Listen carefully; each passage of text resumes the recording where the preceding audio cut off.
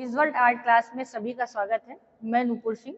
आप सभी विद्यार्थियों से अनुरोध है कि इस क्लास को जितना हो सके शेयर करें, दूसरों तक पहुंचाएं। ये बच्चों के लिए फ्री क्लास है और कोशिश ये है कि टीजीटी 90 दिन में जो दे रहे हैं उसके प्रारूप से आपको पढ़ाया जाए। तो अपनी पूर्व क्लास में हम लोगों ने पढ़ा था पाल शैली को, आज हम पढ़ेंगे जैन शैली।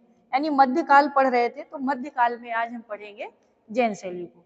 तो जैन शैली की खोज किसने की थी, किसको श्रेय गया है?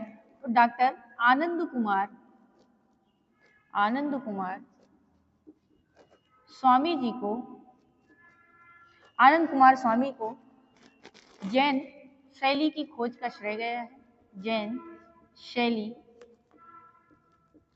का खोज का श्रेय दिया गया है या श्रेय है, ठीक है। इसका समय कितना माना गया है? तो 1100 से 1500 ईस्वी तक, 1100 से 1500 ईस्वी तक का समय जैन शैली का माना गया है। यानी कब से कब तक थी? तो जैन शैली 11वीं से 15वीं ईस्वी तक थी, ऐसे मान सकते हैं, या 1100 से लेके 1500 ईस्वी तक का समय हम जैन शैली का मानते हैं। जैन चित्रकला क्या कहलाई? यानी जैन चित्रकला को हम लोग और क्या कह सकते हैं? तो जैन चित्रकला को लघु चित्रकला कहा गया है। लघु चित्रकला कहा गया है, ठीक है। यानी इसे लघु चित्रों की कला भी कहा जाता है, ठीक है। और जैन शैली में मुख्य रूप से हम लोगों ने किस चीजों का चित्रण किया है? तो जैन शैली का मुख्य विषय क्या रहा है? तो जैन शैली का मुख्य विषय था पश्चिम, यानी कि तीर्थंकरों और उनकी जीवनी, तीर्थंकर और उनकी जीवनी। जैसे पाल शैली में बुद्ध के जीवन पे आधारित चीजों को लिया था, वैसे जैन में हम लोग तीर्थंकरों को लेते हैं। इसमें जितने भी तीर्थंकन हुए हैं, जैसे महावीर स्वामी हैं, पार्श्वनाथ हैं, नेमिनाथ हैं, तो ये सब जितने भी जैन तीर्थंकन हैं उनकी कथाएं इसमें मिलती हैं और लघु चित्रों में उनको चित्रित किया गया है। जैन शैली भारत की किस क्षेत्र से संबंधित थी? जैन शैली भारत के किस से क्षेत्र से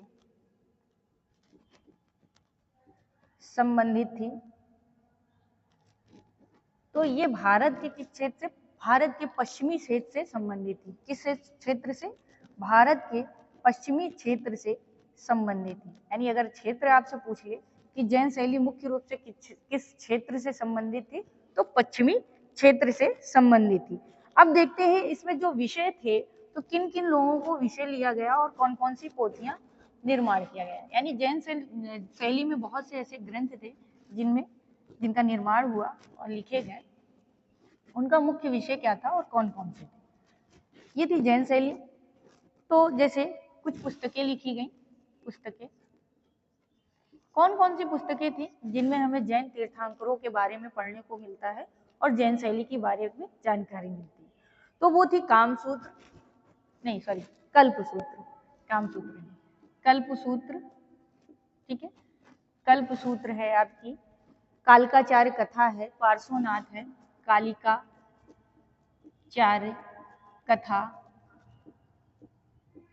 पार्श्वनाथ, नेमिनाथ, ठीक है। पार्श्वनाथ, नेमिनाथ और ऋषभनाथ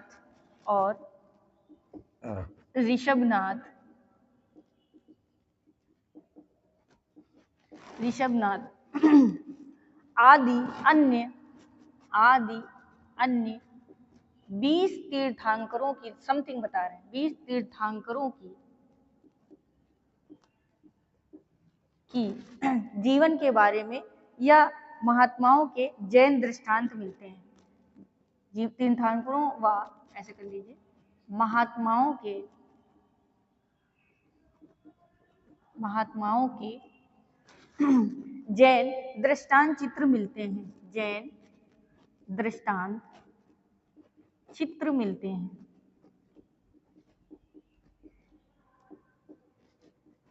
देखिए, कल्पसूत्र और कालकाचार कथा जो है, कल्पसूत्र जैन ग्रंथ का पहला ग्रंथ माना जाता है और इसमें ही जैन शैली के बारे में अधिकतर हम लोगों को पढ़ने को मिलता है। कालकाचार कथा में भी इसी तरह कथाएं वर्णित हैं जैन तीर्थंकरों से संबंधित। तो पार्श्वनाथ, नेमिनाथ, ऋषभनाथ और जैसे महावीर, ऐसे बहुत सारे जो तीर्थंकर हैं उनके बारे में भी हम लोग जैन शैली में पढ़ते हैं कि जैन शैली की शुरुआत कहाँ थी। आगे पढ़ते हैं महावीर जी को।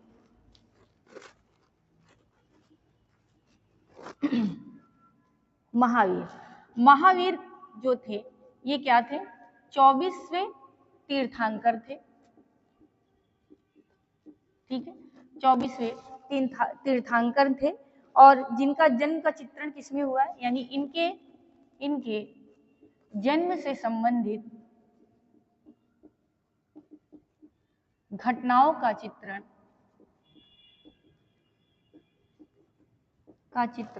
हमें किसमें मिलता है? तो घटनाओं से संबंधित चित्रण हमें किसमें मिलता है? कल्प सूत्र से। किससे मिलता है? कल्प सूत्र से। यानी जैन तीर्थंकर जो महावीर जो 24वें तीर्थंकर थे, इनसे संबंधित जीवन की कथाओं का वर्णन हमें किसमें मिलता है? कल्प सूत्र से मिलता है। और कल्प सूत्र जैन ग्रंथ, यानी कल्प सूत्र जो है ये जैन शैली या जैन धर्म का मान लीजिए पहला ग्रंथ माना गया है। यानी अगर आपसे क्वेश्चन पूछे जैन शैली से संबंधित पहला ग्रंथ कौन सा है, तो कल्प सूत्र है। और कल्प सूत्र की रचना किसने की थी, यानी इसको लिखा किसने था रचना? तो भद्रबाहु ने लिखा था। किसने लिखा था? भद्रबाहु ने लिखा था। ठीक है, इन्होंने इसकी लेखनी का कार्य किया। ठीक है, भद्रबाहु जी की रचना है कौन सी? कल्प सूत्र है। और कल्प सूत्र में 24वें तीर्थंकर महावीर जी की घटनाओं का या जीवन से संबंधित या जन्म से संबंधित घटनाओं का वर्णन मिलता है और ये जैन शैली का पहला ग्रंथ माना गया है। कल्प सूत्र की सबसे उत्तम प्रति, एक बार ये क्वेश्चन पूछा गया है, कल्प सूत्र की सबसे उत्तम प्रति कहां से प्राप्त है? तो ये कहां से प्राप्त हुई थी? जौनपुर से। ठीक है, कहां से प्राप्त हुई? जौनपुर से प्राप्त हुई थी। ये क्वेश्चन पूछा गया है और इसमें ज्यादातर कैसा चित्रण हुआ है? लघु चित्रण हुआ है। ठीक है, कैसे चित्र बने? लघु चित्र। और लघु चित्र का मतलब शायद बच्चों को समझ में ना आ रहा हो। लघु का मतलब है छोटे छोटे चित्र बनाए जाते थे। ठीक है, बहुत विशाल नहीं बनते थे। लघु लघु आ रहा होगा, लेकिन लघु का अर्थ ये है कि किताबें जब बनती थी, जब आप मानिए किताबें हुई, तो चित्रण कैसा होगा? लघु ही होगा। इसीलिए लघु चित्रों की परंपरा का प्रारंभ भी जैन शैली से माना जाता है। ठीक है, इसके आगे हम पढ़ते हैं। इस शैली में बने जो चित्र थे, यानी जो मानव के चित्र बनाए जाते थे, तो उन्हें किस तरह का बनाया जाता था ये जानेंगे। यानी उनकी रचना कैसी थी, लोगों का या मानव का चित्रण जैसे होता था तो कैसे बनाते थे, तो चित्रण विधि में कैसी चीजें थी। तो चित्रण जब वो करते थे तो इसमें जो है सवा चश्म चेहरे बनाते थे। सवा चश्म चेहरे, यानी चेहरा कैसा होता था? सवा चश्म ज्यादा से ज्यादा बने, इसीलिए कहा गया है कि जैन शैली की कौन सी ऐसी विशेषता है बताइए, ऐसे लिख के आ जाता है। चेहरे की कौन सी विशेषता है, तो याद रखिएगा सवा चश्म चेहरे बने हैं। चेहरे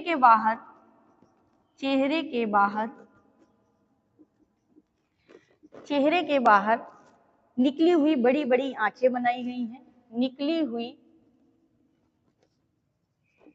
बड़ी बड़ी आंखें बनाई गई हैं।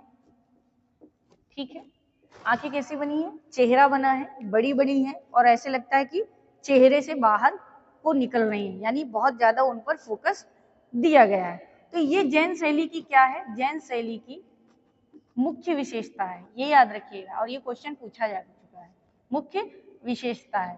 क्वेश्चन इसी तरह डीपली बनाता है कि सवा चश्म चेहरे किस शैली में सबसे अधिक बने हैं, तो अगर जैन शैली ऑप्शन में है तो आप क्या लगाएंगे, जैन शैली में बने। इसके बाद एक क्वेश्चन है, जैन शैली में कागज पर चित्रण कार्य कब हुआ?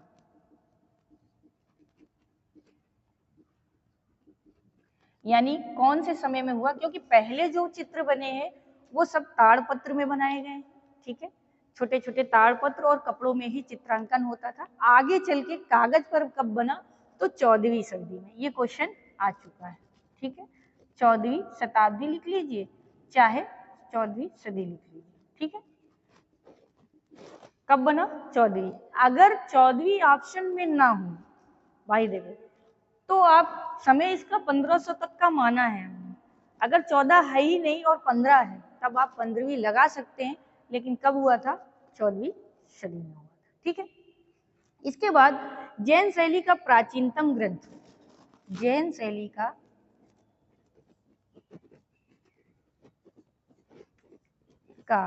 प्राचीनतम ग्रंथ, तो जैन शैली का प्राचीनतम ग्रंथ कौन सा है, तो जैन शैली का प्राचीनतम ग्रंथ माना गया है निशीथ चूर्णी। कौन सा, निशीथ चूर्णी। देखिए ये क्वेश्चन आया गया है, आ चुका है कि निशीथ चूर्णी ग्रंथ का संबंध किस शैली से है, तो जैन शैली से है। इसके बाद इसका समय क्या था, किस समय ये बनी या लिखी गई, तो 1100 ईस्वी में, ठीक है, 1100 ईस्वी में इसका चित्रण कार्य हुआ। इसके बाद किसके द्वारा रचित है ये, यानी किसने रचना की थी इसकी रचना, तो रचना करने वाले कौन थे, जिंद दास गढ़ी। कौन, जिंदास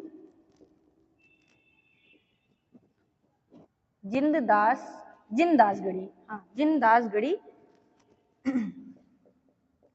कभी कभी देखना पड़ता है, आधा ना तो नहीं। जिंदास गढ़ी द्वारा रचित गई, यानी इन्होंने क्या की थी, इस पुस्तक की रचना की थी। अगर आपसे पूछ ले निशीथ चूर्णी के रचनाकार कौन है, तो कौन है, जिंदास गढ़ी जी, और 1100 ईस्वी में इसकी रचना की गई थी। इसके बाद एक ग्रंथ और है, उसके बारे में भी जान लेते हैं। जैन ग्रंथ में दूसरा ग्रंथ है त्रिषष्ठी सलाखा पुरुष चरित, त्रिषष्ठी सलाखा, ठीक है, त्रिषष्ठी सलाखा पुरुष चरित। ये भी कैसा ग्रंथ है, ये भी जैन साहित्य ग्रंथ है, यानी जैन ग्रंथ है। और इसके रचयिता कौन थे, हेमचंद्राचार्य जी थे। कौन थे, हेमचंद्राचार्य जी थे, यानी इन्होंने इसकी रचना की, ठीक है। इसके बाद कल्प सूत्र के बारे में थोड़ा सा पढ़ेंगे। कल्प सूत्र जो कि जैन ग्रंथ प्रथम ग्रंथ माना गया है, ये प्रथम ग्रंथ है, ठीक है, भद्रबाहु की रचना है। और जैन ग्रंथ के बारे में यानी कल्प सूत्र के बारे में क्या पढ़ेंगे कि इसकी जो स्वर्ण यानी स्वर्ण अक्षरों से लिखी, स्वर्णाक्षरों से लिखित, यानी कब लिखी गई, यानी किसने लिखी, लिखी हुई प्रति या लिखित प्रति कहाँ है या कहाँ है, किसके पास है। तो ये जो स्वर्ण अक्षरों से लिखित इसकी जो एक प्रति थी वो कहाँ प्राप्त हुई, तो जौनपुर के बादशाह, किसके यहाँ, जौनपुर के बादशाह, जौनपुर के बादशाह जो यानी राजा थे हुसैन शाह सरकी के समय में, हुसैन शाह शर्की के समय में, ठीक है, समय में, इनका समय क्या था, तो लगभग समय इनका माना गया है 1467 ईस्वी में चित्रित प्रति कहाँ सुरक्षित है, जो कि यानी जो ये इनके समय में चित्रित हुई थी और सुरक्षित कहाँ की गई, सुरक्षित, तो सुरक्षित कहाँ रखी गई थी, तो ये रखी गई थी बड़ौदा के ज्ञान मंदिर में। कहाँ, बड़ौदा के ज्ञान मंदिर में। ठीक है, यानी स्वर्ण अक्षरों से लिखी एक इसकी प्रति है जो जैन शैली का प्रथम ग्रंथ है। और कहाँ, किसके राज्य शासन में? जौनपुर के शासक थे हुसैन शाह सरकी के समय में ये स्वर्ण अक्षरों में लिखी गई थी। समय माना गया इसका कि 1467 ईस्वी के आसपास लिखी गई और सुरक्षित कहाँ रख दी गई है? बाद में बड़ौदा के ज्ञान मंदिर में। फिर जैन शैली से एक ग्रंथ और प्राप्त हुआ है, उसके बारे में पढ़िए। देखिए, ग्रंथ जरूर पूछता है कौन सा ग्रंथ किसके समय का है या किस शैली से संबंधित है। और कल्पसूत्र और कामसूत्र में कंफ्यूज नहीं होइएगा। कामसूत्र किसकी है? वात्सायन की है। कल्पसूत्र किसकी है? भद्रबाहु की। एक बार ये क्वेश्चन आ चुका है, लोग गलत भी कर चुके हैं जल्दबाजी। फिर है जैन शैली से प्राप्त, यानी एक ग्रंथ इसका है चौर पंचाशिका। चौर पंचाशिका, ठीक है, ये भी क्या है? जैन ग्रंथ है। ठीक है, के चित्रों को में क्या मिलता है, यानी इसका विषय क्या था? विषय, यानी इसमें क्या चित्रित है? तो इसमें जो चित्रित है विल्हड़ और चंपावती की प्रणय लीला। क्या है? विल्हड़ और चंपावती की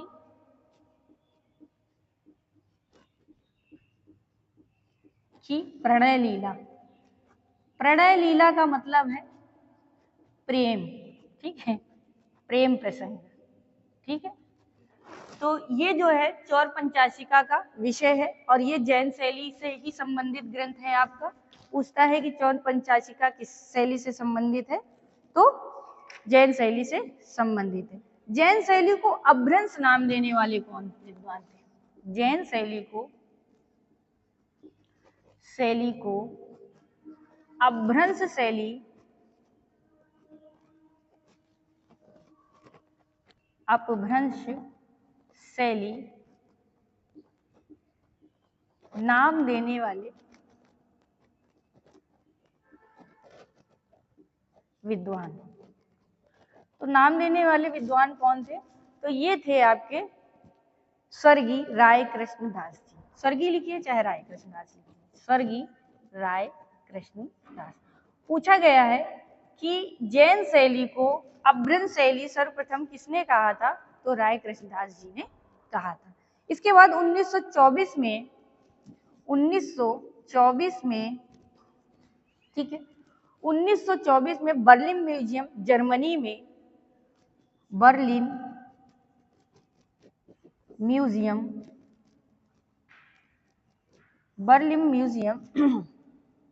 कहाँ है? बर्लिन, जर्मनी में। ठीक है, जर्मनी में बर्लिन म्यूजियम जर्मनी में कल्पसूत्र की सचित्र प्रतिलिपि की खोज की गई। कल्पसूत्र की सचित्र प्रतिलिपि की खोज की गई, यानी उठा ले गए होंगे वहां, फिर खोज की गई। और खोजने कौन गया था? खोज किसने की थी? तो आनंद कुमार स्वामी जी। ठीक है, इन्होंने ही खोजा था। कहाँ खोजा? जर्मनी में, बर्लिन में। और कब? 1924 में। ठीक है, इसके बाद एक और लास्ट ग्रंथ है, उसको पढ़ लीजिए और जैन शैली को समापन। कल हम थोड़ा सा आप लोगों को महावीर स्वामी जी के बारे में पढ़ाएंगे, क्योंकि उनसे संबंधित क्वेश्चन कभी कभी पूछ लेता है। ठीक है, तो रति रहस्य और गीत गोविंद, ठीक है, रति रहस्य और गीत गोविंद किसका है? कल्पसूत्र जैन धर्म से संबंधित है। ठीक है, कल्पसूत्र यानी ये जो जितने भी हैं किससे संबंधित है? जैन शैली से संबंधित है।